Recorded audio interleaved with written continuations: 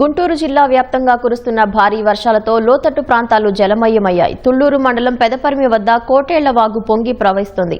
పెదపరిమి తుళ్లూరు మార్గంలో రాకపోకలకు అంతరాయం ఏర్పడింది. లాం వద్ద కొండవీటి వాగు ఉధృతంగా ప్రవహిస్తుంది. దీంతో గుంటూరు తాడికొండ మధ్య రాకపోకలకు అంతరాయం ఏర్పడింది. దుగ్గిరాల, తెనాలి, కొల్లిపర మండలాల పరిధిలో పంట పొలాల్లోకి వరద నీరు చేరింది. వర్షపు నీటితో వరి పంట మునిగింది.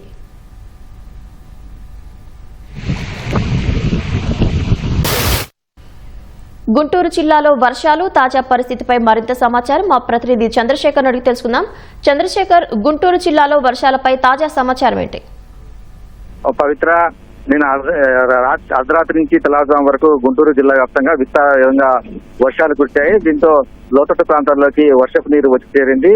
జిల్లా వ్యాప్తంగా ఉన్నటువంటి వాగులు, వంకలు అన్ని కూడా పొంగి పొర్లుతున్నాయి. కొన్ని చోట్ల లోతట్టుగా ఉన్నటువంటి ప్రాంతాల్లో చట్టాలు విని కూడా వర్షపు నీరు ప్రవహిస్తోంది.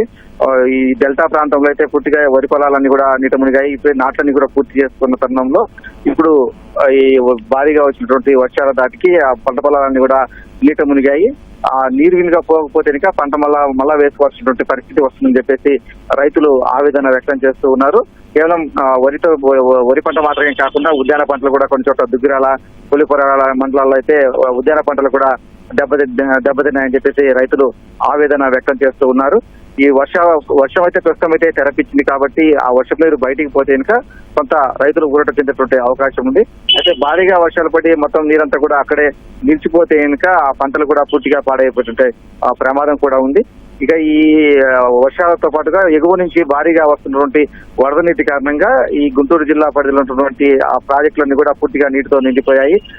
పల్నాడు జిల్లాలో ఉన్నటువంటి పులిచిక్కల ప్రాజెక్టుకు పూర్తి స్థాయిలో నీరు ఉంది. అక్కడ దాదాపు 2 లక్షల క్యూసెక్కుల పైగా వరద నీరు వస్తుందని చెప్పేసి అధికారులు చెబుతారు. దాంతో 2.5 లక్షల క్యూసెక్కుల పైగా నీటిని 9 గేట్లు ఎత్తి నీటిని దిగువకు విడుదల చేస్తున్నారు. ఆ నీరంతా కూడా ప్రకాశం బ్యారేజీకి వచ్చి చేరుతుంది. ప్రకాశం బ్యారేజీ కూడా రాత్రి గేట్లు ఎత్తి నీటిని దిగువకు విడుదల చేస్తున్నారు. దీంతో ఈ నదీ పరివాహక ప్రాంతాల్లో ప్రజలు అప్రమత్తంగా ఉండాలని చెప్పేసి నీటిపారుదల శాఖ అధికారులు ప్రజలను హెచ్చరించారు. ఎవరు కూడా నదీ పరివాహక ప్రాంతాలకు వెళ్లొద్దు, పశువులు మేపేవారు కానీ వీరు కూడా ఎవరు కూడా అటుగా వెళ్లొద్దు అని చెప్పేసి సూచించారు.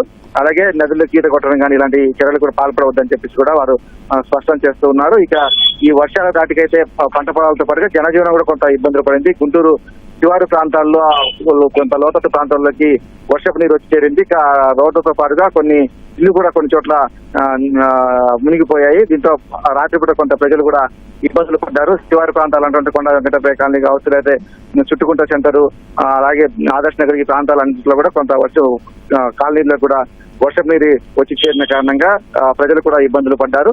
నగరంలో ఉన్నటువంటి 300 సెంటరు, అలాగే కంకరగుంట అండర్ పాస్ ఈ 2 చోట్ల కూడా వర్షపు నీరు చేరిన కారణంగా వాహనాల రాకపోకలకు ఇబ్బందులు ఏర్పడింది. ఇప్పటికే శంకర విలాస్ పైవంతన కూల్చివేసిన కారణంగా వాహనాలన్నీ కూడా దారి మళ్లించారు ఈ మార్గాల్లోనే.